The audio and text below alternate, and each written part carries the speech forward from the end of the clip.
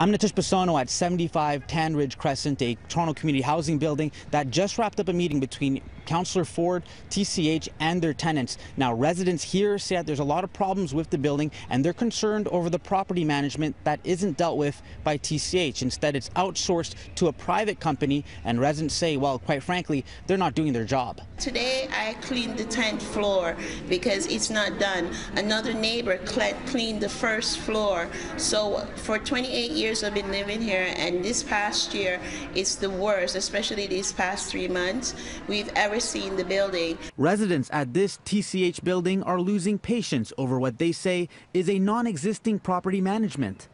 It's a community housing building, but responsibility of maintenance is outsourced to Dell Property Management. Last May, TCH signed them for a 3-year contract that cost taxpayers $24 million. It's only been 3 months and already a meeting tonight to address the long list of resident problems.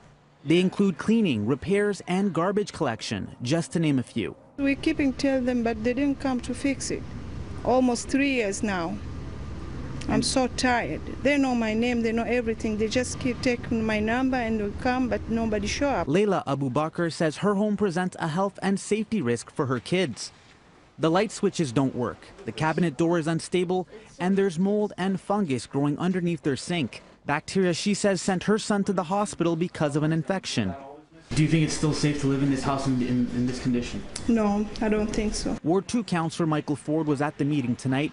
He says conditions at 75 Tan Ridge are not up to par and that the management company has to be held accountable. You mentioned accountability. If they're not doing their job, can the city step in and cancel their contract or get someone else? I have to look at the specifics of canceling contracts. I do not know. If it was up to me, yes, absolutely. If they're not fulfilling their mandate, I think we need to get someone in there who will.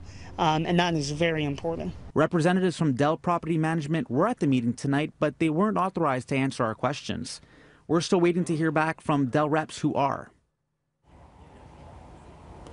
Toronto Community Housing just got back to us with a statement in response to resident concerns, saying in part, Dell inherited TCH's West portfolio from another provider and is focused on working through a spike in reported tenant concerns at transition and on restoring tenant confidence. They said they'll investigate the tenant complaints brought forth today.